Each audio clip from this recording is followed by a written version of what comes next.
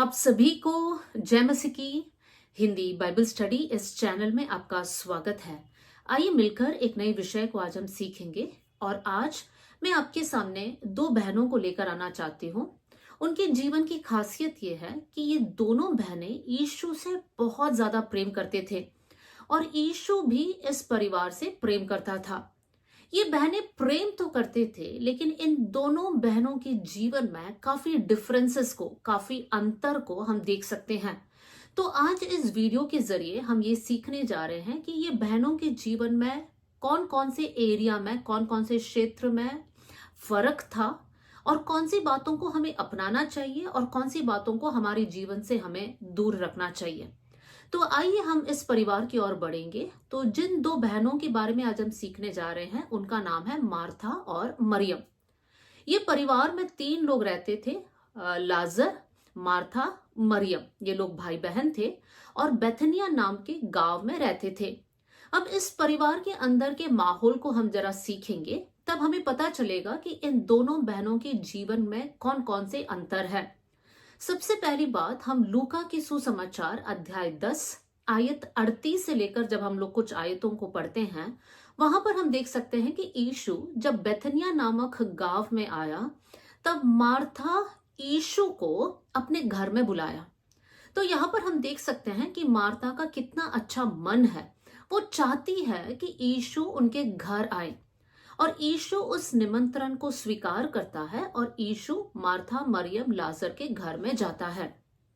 अब इस घर की सिचुएशन को जरा हम देखें तो यीशु मसीह वहां पर बैठे हैं, यीशु के साथ अपने चेले हैं, लाजर है और यीशु के पैरों के पास मरियम भी बैठी हुई है और वो यीशु की बातों को सुन रही हैं। मार्था ने यीशु को अपने घर में निमंत्रण दिया और उसके बाद मार्था बहुत काम कर रही है क्योंकि वो चाहती है कि वो यीशु की सेवा करे। तो सबसे पहला अंतर जो हम यहाँ पर देख सकते हैं कि मार्था ने यीशु के लिए अपना घर खोल दिया। मार्था ने चाहा कि यीशु उनके घर आए, लेकिन मरियम ने यीशु के शब्द को सुनना चाहा, तो मरियम ने अपना हृदय को खोला। तो सबसे पहला अंतर जो हम लोग इन दोनों बहनों में देख सकते हैं कि मार्था ने अपना घर खोला जबकि मरियम ने अपना हृदय को खोल दिया। मेरे प्रिय भाई बहनों, इन दोनों बातों को जब हम देखते हैं, दोनों बहुत ही अच्छी बातें हैं, लेकिन यीशु ने कहा कि मरियम ने सबसे उत्तम चुन लिया है। मतलब यीशु मसीह ये कहता है कि यीशु के पास बैठकर अपना हृदय खोलकर यीशु की बातें सुनना सबसे उत्तम है। मेरे प्रियो, बहुत से वक्त हम चाहते हैं कि यीशु हमारे घर में आए, लेकिन क्या हमने हमारा हृदय को खोला है? क्या हमने यीशु से कहा है कि प्रभु, हमारे जीवन के हर एक एरिया में, हर एक क्षेत्र में आप ही हमारा स्वामी रहना, आप ही हमारा प्रभु रहना? क्या हमने वो आजादी यीशु को दिया है? आज हमारे जीवन को हमें चेक करना है। मेरे प्रियो, सिर्फ यीशु पर विश्वास करना काफी नहीं है, सिर्फ ये बोलना कि हम एक मसीही परिवार है ये बोलना काफी नहीं है, लेकिन हमारे लिए जरूरी ये है कि जैसे यीशु ने मरियम के बारे में कहा कि इन्होंने सबसे उत्तम चुना है, वही हम भी हमारे जीवन में करें। हमारे हृदय को खोले, प्रभु से कहे, प्रभु आप मेरे जीवन में राज्य करें। मेरे जीवन का सोच, मैं किस तरफ बातें करती हूँ, किस तरफ मेरा चाल चलन है, किस प्रकार मेरा लेन देन है, कैसे मैं लोगों से बात करती हूँ, कौन कौन से विचार को मैं अपने मन में रखती हूँ, सारी बातों के ऊपर आपका अधिकार रहे प्रभु, और मैं वैसे ही रहूं जैसे आप चाहते हैं। मेरे प्रिय भाई बहनों, आज हम हमारे हृदय को परमेश्वर के लिए खोलने वाले बन जाए। हमारे जीवन के कुछ एरियाज में हम प्रभुता यीशु को ना दे, लेकिन हम प्रभु से कहे, प्रभु आप हमारे जीवन के हर एक एरिया में आप प्रभु बनना, आप स्वामी बनना, आप हमारे जीवन पर राज्य करना। दूसरी बात जो हम देख सकते हैं वो ये है कि मार्था सेवा कर रही थी जबकि मरियम अपने हृदय तो खोला और साथ में यीशु के शब्द सुन रही थी। यहां पर हम दोनों बहनों के बीच का अंतर देख सकते हैं। एक बहन सेवा करना चाहती है और दूसरी बहन यीशु की बातों को सुनना चाहती है, ग्रहण करना चाहती है, समझना चाहती है। ये दोनों बहुत सही है, लेकिन यीशु ने कहा मरियम ने सबसे उत्तम चुना है। इसका मतलब हमारी सेवकाई से बढ़कर, हम जो प्रभु के लिए करना चाहते हैं उससे बढ़कर हमारे जीवन में इस बात का अहमियत होना है कि हम प्रभु की उपस्थिति में बैठने वाले बन जाए और प्रभु की आवाज को हम लोग सुनने वाले बन जाए। हम प्रभु की आवाज को कैसे सुन सकते हैं? हम वचन को पढ़ने वाले बन जाए। मेरे प्रियो, मरियम यीशु की आवाज को सुना, वैसे ही हम बाइबल पढ़ते समय प्रभु की आवाज को हम सुनने वाले बन जाए। आज बहुत सारे लोग सेवा करना चाहते हैं। हम सब आगे बढ़ते हैं कि हम ये करेंगे, हम गाना गाएंगे, हम प्रचार करेंगे, हम कलीसिया में झाड़ू मारेंगे, हम साफ सफाई करेंगे। इस प्रकार की बहुत सारी बातों में हम आगे बढ़ते हैं। लेकिन मेरे प्रियो, ये करना बहुत अच्छी बात है, लेकिन उससे भी उत्तम एक बात है यीशु के चरणों में बैठना। अगर हम सेवा करते हैं लेकिन यीशु के चरणों में नहीं बैठते हैं तो हमारा जीवन सही दिशा में नहीं है। हम लोग यीशु के चरणों में बैठने के बाद हम लोग सेवा करने वाले लोग बन जाए। कुछ भी आप प्रभु के लिए करते हैं वो इंपॉर्टेंट है, लेकिन वो तब इंपॉर्टेंट है जब आप यीशु के करीब रहने वाले एक व्यक्ति बन जाओ, जब आप यीशु के शब्दों को सुनने के लिए आप तरसने वाले बन जाए, तब आपका जीवन परमेश्वर के सामने योग्य रहेगा। भजन संहिता से एक आयत आपके सामने मैं पढ़ना चाहती हूँ, भजन 84 वर्स 10। यहां पर हम इस प्रकार पढ़ते हैं, तेरे आंगनों का एक दिन कई और के 1000 दिन से उत्तम है। भजनकार क्या कहता है? प्रभु तेरे सामने बैठना, तेरे आंगन में रहना, कहीं और जाकर मैं 1000 दिन रहूं उससे भी अच्छा ये एक दिन है। मेरे प्रियो, आप कुछ भी करें, आपके लिए जीवन में सबसे इंपॉर्टेंट होना चाहिए कि मैं यीशु के चरणों में बैठकर यीशु के शब्दों को सुनूं, अपनी बातों को यीशु से कहने वाली या कहने वाला बन जाऊं। आइए हम लोग नेक्स्ट पॉइंट की ओर बढ़ते हैं। तीसरी बात जहां पर इन दोनों बहनों में कुछ फर्क हम देख सकते हैं वो ये था, मार्था सेवा तो कर रही थी लेकिन उसका ध्यान भटक गया, जबकि मरियम यीशु के चरणों में बैठकर उसका पूरा ध्यान यीशु के शब्दों पर वो लगा रही थी। मार्था के जीवन में हम आएंगे, हम इस प्रकार क्यों कहते हैं कि मार्था का ध्यान भटक गया? मैं उस आयत को जब आपके सामने रखती हूँ वहां से कुछ शब्दों को मैं बताना चाहती हूँ। उन शब्दों को सुनकर हमें यह समझ आता है कि मार्था का ध्यान किस प्रकार भटक गया। लूका की सुसमाचार अध्याय 10 आयत 40 में कुछ शब्द इस प्रकार है कि मार्था सेवा करते करते घबरा गई, वो चिंतित हो गई, उसने अकेलापन को महसूस किया, उसको लगा मेरी बहन ने मुझे छोड़ दिया है। देखिए, सेवा तो कर रही है लेकिन ध्यान भटक गया। उसके अंदर घबराहट, उसके अंदर चिंता, उसके अंदर अकेलापन का फीलिंग, उसको ऐसा लगा उसका बहन ने उसको छोड़ दिया। ये सारी बातों के कारण उसका फोकस उस काम से हट गया। जबकि मरियम को भी पता है कि घर में बहुत काम है, मुझे भी जाकर हेल्प करना है, लेकिन फिर भी मरियम जिस काम को कर रही है, यीशु के शब्द को सुनना, उस पर वो अपना 100% ध्यान दे रही हैं। मेरे प्रियो, हमारे आत्मिक जीवन में भी हमें यह समझना है कि हमारा ध्यान फोकस्ड रहे। अगर हमारा ध्यान 100 जगह भटक जाए तो हम हमारे काम को पूरा नहीं कर सकते हैं। इसलिए इब्रानियों की किताब अध्याय 12 आयत 2 को मैं आपके सामने पढ़ना चाहती हूँ। Hebrews chapter 12 verse 2। यहां पर हम इस प्रकार पढ़ते हैं, विश्वास का कर्ता और सिद्ध करने वाला यीशु की ओर ताकते रहे। मैंने बीच में से एक लाइन उठाकर मैंने इस प्रकार कहा है, वो पूरा आयत नहीं पढ़ा है। वहां पर इस प्रकार लिखा है कि हमारा उद्धार करता परमेश्वर, हमारे यीशु मसीह की ओर हम लोग ताकते रहे। ताकते रहने का मतलब क्या है? कि हमारा ध्यान उसी पर रहे। हमारे इस मसीही जीवन में हमारा ध्यान भटकना बहुत आसान है। मेरे प्रियो, आपने खुद ही इस बात को महसूस किया होगा कि आप प्रार्थना करना चाहते हैं और आप प्रार्थना करने बैठ गए, लेकिन आपके मन में बहुत सारे विचार आ रहा है, मुझे ये काम करना बाकी है, उनको मैसेज करना बाकी है, इनसे बात करना बाकी है, बहुत सारे काम आपको एक साथ याद आता है। तो जिस काम के लिए आप बैठे हैं वो आप नहीं कर पा रहे, या हो सकता है बाइबल पढ़ने बैठे हैं, उस समय आपको नींद आ रही है, आपका ध्यान भटक रहा है। मेरे प्रियो, अगर हमारे अंदर इस प्रकार का एक प्रक्रिया है, इस प्रकार की कुछ बातें हो रही है, तो हमें ध्यान देना है कि हमें हमारे जीवन को, हमारी आदतों को बदलना है। हमें प्रेयर करना है कि प्रभु हमारा ध्यान को हम आप ही की ओर लगाने वाले बन जाएं। जब हमारा ध्यान भटक जाता है तो क्या होता है? एक उदाहरण मैं आपके सामने रखना चाहती हूँ, और वो है मत्ती के सुसमाचार अध्याय 14 से, मैथ्यू चैप्टर 14 से।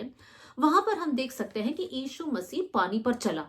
और जब यीशु मसीह पानी पर चला तो नाव पर चेले थे, उसमें से पतरस ने यीशु से कहा कि यीशु अगर आप है तो मैं भी पानी पर चलना चाहता हूं। तो यीशु ने कहा आ जा। और यीशु की बात को सुनकर पतरस पानी पर अपना पैर रखकर पानी पर चलने लगा। वो यीशु की ओर बढ़ रहा था। इसका मतलब क्या है? उसका पूरा ध्यान यीशु पर था कि मुझे पानी पर चलकर यीशु के पास पहुंचना है। लेकिन उसके आगे की आयत में हम इस प्रकार पढ़ सकते हैं कि पतरस ने हवा को देखा, आंधी को देखा, और जैसे ही उसने हवा और आंधी को देखा वो पानी में डूबने लगा। क्यों मेरे प्रियो? क्योंकि उसके अंदर घबराहट आ गया कि यहां पर हवा चल रही है, यहां पर आंधी है, कैसे मैं चल सकूंगा, कैसे यीशु के पास पहुंच पाऊंगा। जब उसका ध्यान भटक गया तब वो डूबने लगा। तो यहां पर हम क्या देख सकते हैं? जितना समय पतरस का ध्यान यीशु पर था वो पानी पर चल पाया, लेकिन जैसे ही उसका ध्यान यीशु से हटकर बाकी की बातों की ओर उसने ध्यान देने लगा, वहां पर उसके अंदर घबराहट आ गई, वहां पर उसका फोकस नष्ट हुआ और वो पानी में डूबने लगा। जिस पानी के ऊपर वो चल रहा था अभी वो उसी पानी के नीचे जा रहा है। तो पतरस ने क्या किया? पतरस ने यीशु को पुकारा। यीशु ने अपना हाथ बढ़ाकर उसके हाथ को थाम लिया और उसको सेफ्टी में उसको पानी के ऊपर लेकर आया। मेरे प्रियो, जब हमारा ध्यान भटक जाता है तब हम इस संसार के पाप, इस संसार के टेंशन, यहाँ के डर, इतनी सारी बातें जो संसार में हो रही है उसी में हम डूब जाएंगे। फिर हम आत्मिक बातों में आगे नहीं बढ़ पाएंगे। तो आज हमें ध्यान देना है, चाहे हमारा माहौल कैसे भी क्यों ना हो, हमारी परिस्थिति कैसे भी क्यों ना हो, बहुत सारी बातें होंगी जो हमारे लिए एक संघर्ष होगा, लेकिन उनके बीच में भी हमारा ध्यान यीशु पर होना चाहिए। जिस समय आपका ध्यान यीशु से हट जाता है आप डूबने लग जाओगे। मसीह ने हमें एक जयवंत जीवन जीने के लिए बुलाया है, तो इस बात का ध्यान रखिए कि हमारा ध्यान केवल और केवल यीशु पर रहे। जैसे मरियम यीशु के पैरों पर बैठकर यीशु की वचनों को सुनती थी, ध्यान दे रही थी, वैसे ही उन बातों को हम अपनाने वाले बन जाए। चौथा डिफरेंस जो मैं आपके सामने रखना चाहती हूँ वो ये है, मार्था सेवा कर रही थी लेकिन वो शारीरिक जरूरत पर ज्यादा ध्यान दे रही थी, जबकि मरियम अपनी आत्मिक जरूरत को पूरा कर रही थी। मेरे प्रियो, एक शारीरिक जरूरत है, एक आत्मिक जरूरत है। हम सब जो है अपनी शारीरिक जरूरत पर हम ध्यान देते हैं। हम दिन में 3 बार खाना खाते हैं, हम ड्यूटी जाते हैं, हम पढ़ाई करते हैं, सब कुछ करते हैं और ये हमें करना भी चाहिए। ऐसा नहीं है कि इन बातों को हमें टालना है, यहाँ पर भी हमें अनुशासन रखना है। लेकिन हमारी आत्मिक जरूरत पर क्या हम ध्यान दे रहे हैं? क्या जितना हम लोग हमारे शरीर की बातों पर ध्यान देते हैं उतना ही हम आत्मिक बातों पर ध्यान दे रहे हैं? अगर हम दिन में 3 बार खाना खाते हैं तो आत्मिक बातों पर हम कितना ध्यान दे रहे हैं, कितना वचन पढ़ रहे हैं? अगर हमारा शरीर को हम हष्ट पुष्ट रख रहे हैं तो क्या हमारा आत्मा भी प्रभु में बलवंत है? इस बात पर हमें ध्यान देना है। मार्था ने इस विषय पर ध्यान दिया कि खाना रेडी होना चाहिए, घर में कोई भी प्रॉब्लम नहीं होना चाहिए, उस बात पर वो ध्यान दे रही थी। लेकिन मरियम ने सबसे उत्तम चुना। मरियम ये चाह रही थी मेरी आत्मा को बलवंत करने के लिए कौन कौन सी बातें चाहिए, उन बातों पर वो ध्यान लगा रही थी। मेरे प्रियो, हमारी आत्मिक जरूरत पर ध्यान देना बहुत जरूरी है, क्योंकि ये शरीर एक दिन मिट जाएगा, ये मिट्टी के साथ मिल जाएगा, लेकिन हमारा आत्मा कभी नहीं मरेगा। हमारा आत्मा परमेश्वर के सामने खड़ा रहेगा। उस समय पर क्या प्रभु हमसे कहेगा कि तुमने मेरी इच्छा को पूरा किया है? मेरे प्रियो, हमें बहुत ध्यान देना है कि हम लोग हमारी आत्मिक जीवन पर भी ध्यान दें। कुछ आयतों को मैं आपके सामने रखना चाहती हूँ जहां पर हमें और अच्छे से समझ आता है कि कैसे हमारी आत्मा पर ध्यान देना और ज्यादा जरूरी है। रोमियो की पत्री अध्याय 8 आयत 6, रोमन्स चैप्टर 8 वर्स 6, यहां पर हम पढ़ते हैं, शरीर पर मन लगाना तो मृत्यु है, परंतु आत्मा पर मन लगाना जीवन और शांति है। यहाँ पर पौलुस क्या कहता है? शरीर पर मन लगाना मतलब मृत्यु है। सिर्फ शारीरिक बातों पर आप ध्यान दे रहे, मैं कैसे दिख रही हूँ, मेरा शरीर कैसा है, कितना हष्ट पुष्ट है, क्या मुझे और देना है मेरे शरीर को, इन बातों पर ध्यान देना मतलब मृत्यु की ओर जाना। लेकिन आत्मिक बातों पर कि क्या मेरा चरित्र जैसा यीशु का स्वभाव था वैसे ही मेरा स्वभाव है, क्या मेरा सोचने का तरीका वचन के अनुसार है, क्या मैं वचन पढ़ रही हूँ, वचन पर ध्यान दे रही हूँ? ये सब आत्मिक विषय है मेरे प्रियो। और आत्मिक विषयों पर जब हम ध्यान देते हैं वो हमारे लिए जीवन और शांति है। उसी की नेक्स्ट आयत को मैं पढ़ना चाहती हूँ, रोमियो 8 का 7। वहां पर हम पढ़ सकते हैं, शरीर पर मन लगाना तो परमेश्वर से बैर रखना है। अगर आप सिर्फ शरीर पर ध्यान दे रहे हैं तो आप परमेश्वर के दुश्मन बन जाते हो, क्योंकि वचन में लिखा है कि हमारा आत्मा हमारे शरीर से ज्यादा बहुमूल्य है। जैसे मैंने पहले कहा, शरीर तो मिट जाएगा लेकिन आत्मा अविनाशी है, वो कभी नहीं मरता है। तो हम लोग आत्मिक बातों पर ज्यादा ध्यान देने वाले बन जाए। रोमियो 8 का 8, जो शारीरिक दशा में है वो परमेश्वर को प्रसन्न नहीं कर सकते हैं। जो सिर्फ शारीरिक बातों पर ध्यान देते हैं, शरीर की अभिलाषा, संसार की अभिलाषा, संसार की सुख विलास, इन सारी बातों पर जो ध्यान देते हैं वो परमेश्वर को कभी भी प्रसन्न नहीं कर सकते हैं। वचन में लिखा है कि विश्वास बिना परमेश्वर को प्रसन्न करना अनहोना है। प्रभु को प्रसन्न करना है तो हमारे अंदर विश्वास होना है। और हमारे अंदर विश्वास कैसे उत्पन्न होगा? विश्वास के बारे में इस प्रकार लिखा है कि विश्वास सुनने से, और सुनना परमेश्वर का वचन से जब हम करते हैं तब हमारे अंदर विश्वास जाग उठता है। जब प्रभु के लोगों के साथ हम संगति करते हैं, एक दूसरे के साथ बात करते हैं, एक दूसरे के लिए प्रार्थना करते हैं, एक दूसरे के लिए खड़े रहते हैं, एक दूसरे का बोझ को जब हम उठाते हैं, तब हम लोग आत्मिक जीवन में और बलवंत होते जाते हैं मेरे प्रियो। तो आज आप ध्यान दीजिए, आज अगर आपके पास एक मौका हो कि आप पिकनिक अपने दोस्तों के साथ कहीं घूमने जाए, या फिर दूसरे जगह पे आपके पास उसी समय पर एक आत्मिक संगति हो रही है जहां पर उपवास प्रार्थना है, खाना छोड़ना है और बैठकर प्रार्थना करना है, जो आसान नहीं है, तो कौन सी बात को आप चुनोगे? दिल से कौन सी बात को आप चुनोगे मेरे प्रियो? तब हमें पता चलता है कौन सी बात हमने चुन लिया, वहां पर हमारा मन लगा हुआ है। अगर संसार की बातों पर हमारा मन लगा हुआ है तो हम शरीर के अनुसार चलने वाले हैं। इसका मतलब हम मृत्यु की ओर बढ़ रहे हैं। इसका मतलब हम परमेश्वर से बैर करते हैं और हम परमेश्वर को प्रसन्न नहीं कर सकते हैं।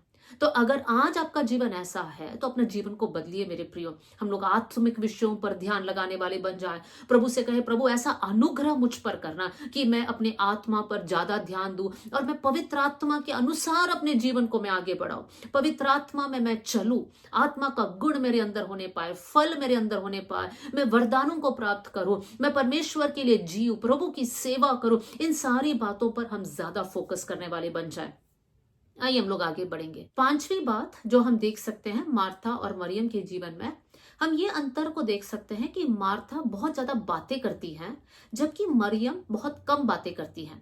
लूका के सुसमाचार अध्याय 10 में जो पद है वहां पर ज्यादा बातें सिर्फ मार्था करती है, जबकि मरियम कुछ बात कर ही नहीं रही है। कुछ उदाहरण को आपके सामने मैं रखना चाहती हूँ। मार्था किस प्रकार की बात कर रही है?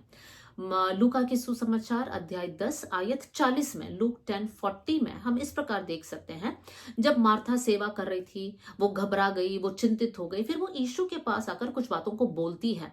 और जब वो बात करती है वो वास्तव में दोष लगा रही है। वो इस प्रकार बात कर रही है, तुझे कुछ चिंता नहीं है कि मैं अकेले काम कर रही हूं? देखिए यहाँ पर वो दोष लगा रही है कि यीशु को कोई चिंता है नहीं। हालांकि उसने वो मकसद के साथ तो बात नहीं किया, वो यीशु पर दोष लगाना तो नहीं चाहती है, लेकिन उसके बातों में वो झलक दिखाई दे रहा है। फिर दूसरी लाइन में हम देख सकते हैं वो यीशु को आज्ञा दे रही है। वो यीशु से कह रही है, तू बोल कि मरियम आकर मेरी सहायता करे। कितनी दुख की बात है कि मार्था यीशु को बोल रही है कि यीशु को क्या करना है। देखिए यहाँ पर मार्था सेवा तो कर रही है, बहुत अच्छा काम कर रही है, लेकिन उसका माइंड फोकस्ड नहीं है। बहुत सारी बातों के कारण उसका मन भटक चुका है और वो बहुत ज्यादा बातें करने के कारण उसके बातों में दम नहीं है और वो पापमय शब्द को बोल रहे हैं। मेरे प्रियो, हमारे शब्दों में कभी भी हम दूसरों पर दोष ना लगाए, कभी भी हम ऐसा ना कहे कि तुम ध्यान नहीं देते हो मेरे ऊपर, तुम्हारे कारण मेरे जीवन में ये समस्या है, या तुम्हारे कारण मैं ऐसे कर रही हूं और मैं पाप कर रही हूं। हम कभी भी दूसरों पर दोष लगाने वाले ना बन जाए। मेरे प्रियो, मार्था ऐसे कहने के बाद भी मरियम कुछ नहीं बोलती है। मार्था जब कहती है ना मैं अकेले काम कर रही हूँ, मरियम को आकर मुझे हेल्प करना है, यीशु तो क्यों देखता नहीं है, ऐसे सब कहती है, लेकिन मरियम शांत रहती है। हम क्या सीख सकते हैं मेरे प्रियो? हम बहुत बातें करने वाले ना बने। एक आयत है जहां पर हम इस प्रकार पढ़ते हैं, नीति वचन अध्याय 10 आयत 19, प्रोवर्ब्स 10:19 में, जहां बहुत बातें होती है वहां अपराध भी होता है। बहुत बातें जब हम करते हैं, बहुत शब्दों का इस्तेमाल जब हम करते हैं, वहां पर हमारे जीवन से पाप होता है। इसका मतलब हमें बहुत ध्यान देना है कि हमारे मुंह से कौन से शब्द निकलता है। नीति वचन में हम पढ़ सकते हैं, जुबान में जीवन और मृत्यु दोनों का सामर्थ्य है। तो अगर आप जीवन के शब्द बोलोगे तो जीवन का सामर्थ्य आपके जीवन के अंदर कार्य करेगा। लेकिन आप नेगेटिव बातों को बोल रहे हैं तो मौत का शक्ति आपके जीवन में कार्य करेगा। आज हमारे शब्दों पर हम ध्यान दें, जहां जरूरी है वहां पर उचित शब्दों का उपयोग करते हुए हम बात करें, और जहां पर जरूरी नहीं है वहां पर हम बात ना करें। अगर दो लोग चुगली कर रहे हैं तो उसके साथ मिलकर कुछ बोलना जरूरी नहीं है। अगर कोई किसी की कमी बोल रहे हैं तो वहां पर हमारा योगदान देने की जरूरत नहीं है। हम किसी पर दोष ना लगाएं, जहां पर जरूरत नहीं है वहां पर शिकायत ना करें, हम लोग कुड़कुड़ाने वाले लोग ना बने। ये सब हमारे शब्दों पर हम नियंत्रण रख रहे हैं मेरे प्रियो। और भी एक आयत है जो मैं आपके सामने पढ़ना चाहती हूँ, याकूब की पत्री अध्याय 1 आयत 19, जेम्स चैप्टर 1 वर्स 19। यहां पर याकूब इस प्रकार कहता है, हे मेरे प्रिय भाइयों और बहनों, ये बात तुम जान लो, हरेक मनुष्य सुनने के लिए तत्पर और बोलने में धीर रहे। सुनने में तत्पर और बोलने में धीर रहे। हम सब हो सकता है इसके विपरीत चल रहे हैं। हम सबको बोलना ज्यादा पसंद है लेकिन सुनना हम पसंद नहीं करते हैं। लेकिन वचन में लिखा है हम ज्यादा सुनने वाले बन जाए। इसका मतलब ये भी है हमारी आत्मिक जीवन में, प्रभु के साथ का हमारा रिश्ता में भी हम बोलते ज्यादा होंगे, हम प्रार्थना ज्यादा करते होंगे, लेकिन प्रभु की आवाज को हम सुनने के लिए रेडी नहीं है। हम प्रार्थना करते हैं, हम हमारी बातों को प्रभु के सामने रखते हैं, फिर उठकर चले जाते हैं। मेरे प्रियो, हमारे अंदर वो धीरज होना है कि हम प्रभु की उपस्थिति में बैठकर प्रभु क्या कहना चाहता है, वचन के जरिए हो या पवित्र आत्मा हमारे मन में कुछ बातों को डाल रहा है, उन बातों पर हम ध्यान दें। जब हम शांत रहेंगे तब हम प्रभु की आवाज को हम सुन सकते हैं। मेरे प्रियो, जब आप एक भीड़ में हैं और आपको पहचानने वाले कोई व्यक्ति भी आवाज दिया तो उस आवाज को आप जल्दी नहीं पहचान पाओगे, क्योंकि उस भीड़ में ऑलरेडी बहुत सारी आवाज है, बहुत शोर हो रहा है, तो वो आवाज को आप पहचान नहीं पाओगे। लेकिन जब हम एकांत में हैं तब हम आवाज को पहचान सकते हैं। वैसे ही जब हम जीवन में बहुत व्यस्त रहते हैं, बहुत बातें करते हैं, प्रभु की आवाज को हम सुन नहीं पाएंगे, हम ग्रहण नहीं कर पाएंगे। हमारे जीवन में बहुत जरूरी है एक क्वाइट टाइम रहे, एक ऐसा समय रहे जहां पर हम प्रभु की उपस्थिति में शांत होकर बैठें और ये सुनने की कोशिश करें कि प्रभु मुझसे क्या कहना चाहता है। मेरे प्रिय, हमारी आत्मिक जीवन पर हम लोग ध्यान देने वाले बन जाए, हम जांचने वाले बन जाए। क्या हमारे शब्द हमको पाप में गिराता है? क्या हमारे शब्दों के कारण कोई और पाप में गिर रहा है? क्या हमारे शब्द के कारण कोई और निराशा में जा रहा है? इन बातों पर हम ध्यान दें। मरियम की एक और क्वालिटी को मैं बोलना चाहती हूँ। जब मरियम यीशु के पैरों पर इत्र डालती है, वहां पर भी यीशु का एक चेला यहूदा इस्करियोती मरियम को टॉन्ट मारता है, तो खिलाफ बोलता है और कहता है कि इतना पैसे वेस्ट करने की क्या जरूरत है, अच्छा होता अगर ये इत्र बेचकर कंगालों में वो पैसे दे दिया होता। देखिए, मरियम यीशु को कुछ बहुमूल्य देती है, लेकिन उस बहुमूल्य बात के खिलाफ भी यीशु का एक चेला बात करता है। वहां पर भी मरियम कुछ नहीं बोलती है।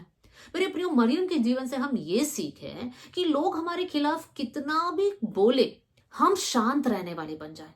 हम प्रभु से कहें, प्रभु ऐसा अनुग्रह दे कि हम हर बार हमारी सफाई देने ना जाए। मेरे प्रियो, बहुत से वक्त हम हमारी सफाई देते हैं, हम अपने आप के लिए लड़ने जाते हैं, तो परमेश्वर हमारे लिए कार्य नहीं करता है। तो हम सब कुछ प्रभु के हाथ में सौंपते। जब मरियम शांत थी तब यीशु मरियम के लिए बात करता है। जब हम हमारे जीवन में शांत रहेंगे, बहुत सारे लोग हैं जो आप पर दोष लगाते हैं, जो आप में कमियां निकालते हैं, हो सकता है आपके परिवार के अंदर हो या बाहर हो, आपको शांत रहने के लिए सीखना है। इसलिए वचन में लिखा है, भजन संहिता में लिखा है, चुप रहकर तुम ये जान लो। क्या जानना है? कि मैं ही प्रभु हूं। जब हम लोग शांत रहेंगे तब हम जान पाएंगे कि परमेश्वर हमारे लिए कैसे कार्य कर पा रहा है। तो मेरे प्रियो, हमारे जीवन पर हम लोग ध्यान देने वाले बन जाए। उतावली में कहने वाले शब्द, गुस्से में कहने वाले शब्द, निराशा में बोलने वाले शब्द, ये सारी बातें हमें पाप में गिरा सकता है। तो आज से लेकर हम ये दुआ करें, जैसे याकूब के पत्र में लिखा है, हम लोग सुनने में तत्पर रहे और बोलने में हम लोग थोड़ा सोच समझकर बोलने वाले बन जाए। अगला एक फर्क को आपके सामने रखना चाहती हूँ, वो है 6वीं बात।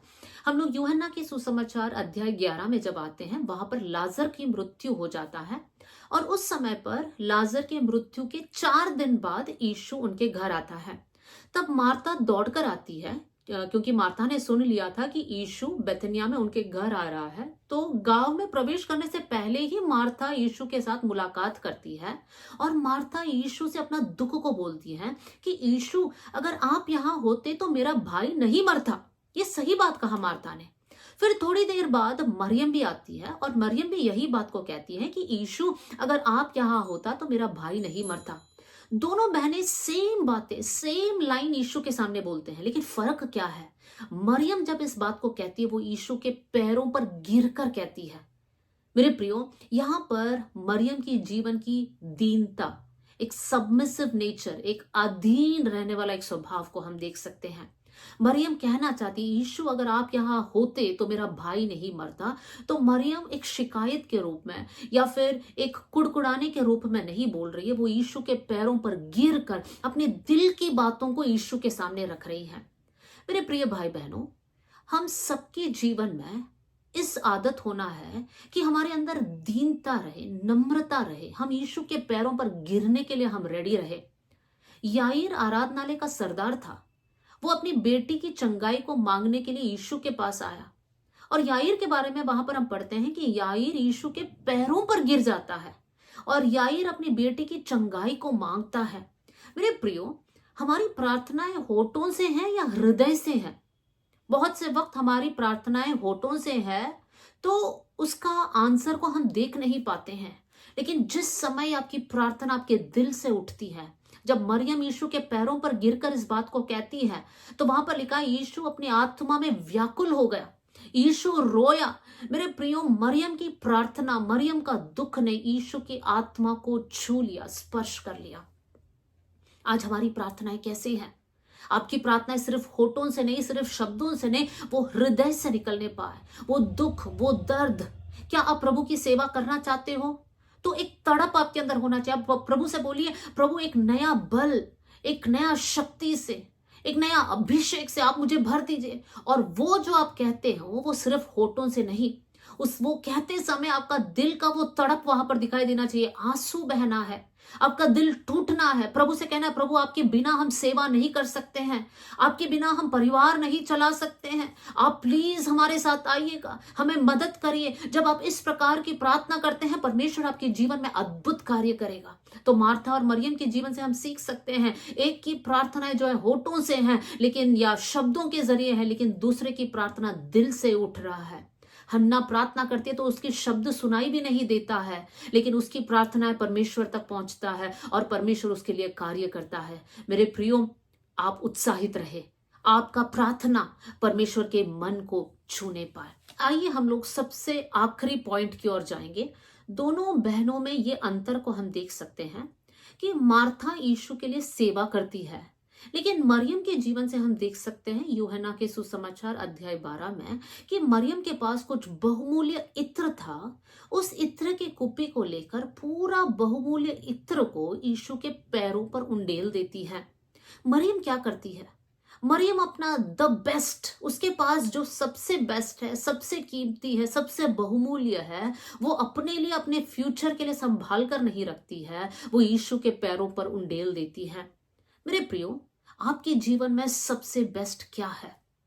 क्या आप यीशु के चरणों में उंडेलने के लिए तैयार हैं? प्रभु ने आपको दिया हुआ बच्चे क्या प्रभु की सेवा के लिए आप अर्पण करोगे? प्रभु ने दिया हुआ ताकत को परमेश्वर के राज्य के लिए आप इस्तेमाल करोगे? वो विधवा की घटना को हम पढ़ते हैं, वो कंगाल विधवा, उसके पास 2 ही दमड़ी थे, उस 2 सिक्के को लेकर वो पूरा का पूरा प्रभु के सामने वो अर्पण करती है। मेरे प्रियो, ये है पूर्ण समर्पण। हमारे पास जो है उसमें से एक भाग देना बहुत आसान है, लेकिन हमारे पास जो है वो सब कुछ हम प्रभु को देने वाले बन जाए। हम प्रभु से कहे, प्रभु जो धन, जो दौलत आपने हमको दिया वो सब आपका है। इसका मतलब उस पैसों से हम कुछ भी गलत ना करें। कोई ड्रिंक्स ना खरीदे, कोई गलत रीति से उसको खर्च ना करे, लेकिन हम लोग उसको ऐसे यूज करें कि ये परमेश्वर ने दिया हुआ पैसे हैं, परमेश्वर के राज्य की बढ़ोतरी के लिए हम यूज करें, प्रभु की महिमा के लिए हम यूज करें, दूसरों को हेल्प करने के लिए हम यूज करें। हाँ, आपको अपनी जरूरत है, उस जरूरत के साथ साथ हम कुछ भाग को प्रभु के राज्य के लिए भी हम निकालने वाले बन जाए। मेरे प्रियो, आपका द बेस्ट, प्रभु ने आपको ताकत दिया है, उस ताकत के साथ आप परमेश्वर की आराधना कीजिए।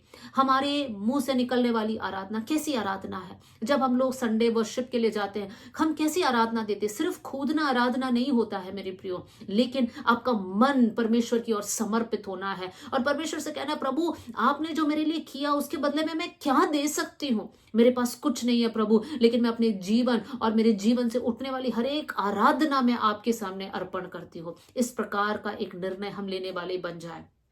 मार्था और मरियम, इन दोनों के जीवन से हम लगभग 7 डिफरेंसेस को हम देख पाए। हो नहीं पाए कि हम मरियम जैसे हमारे जीवन को हम सौंप दें, प्रभु से प्रेम करें, प्रभु के वचन को सुने, हम बातों को कम करें, हम ज्यादा सुनने वाले बन जाए, हमारा बेस्ट को हम अर्पण करने वाले बन जाए, यीशु के चरणों में हम गिरने वाले बन जाए। अगर ऐसे एक जीवन को आप चाहते हैं तो मैं आपके लिए प्रार्थना करना चाहती हूँ। स्वर्गीय पिता, आज का इस वीडियो के लिए, क्लास के लिए मैं धन्यवाद देती हूँ। ये वचन सुनने वाले आपके बच्चों को आपके हाथ में मैं समर्पण करती हूँ। प्रभु परमेश्वर, हर एक भाई, हर एक बहन का हृदय को आप टच करना प्रभु जी।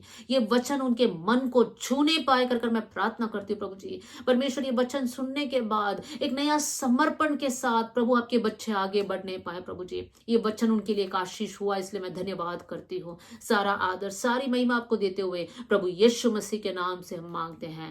आमेन, आमेन। God bless you all. जय मसीह की।